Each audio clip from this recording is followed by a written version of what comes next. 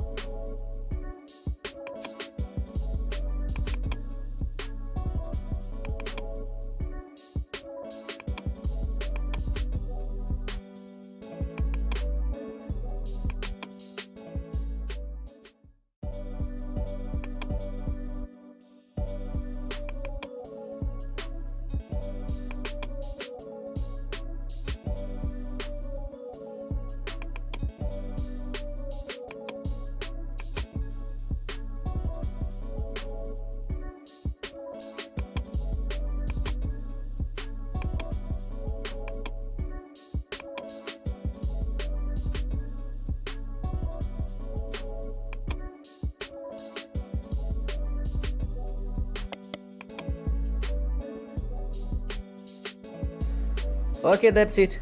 ஏதாவது சந்தேகம் இருந்தால் கீழே கமெண்ட் பண்ணுங்கள், நான் ரிப்ளை பண்ணுறேன்.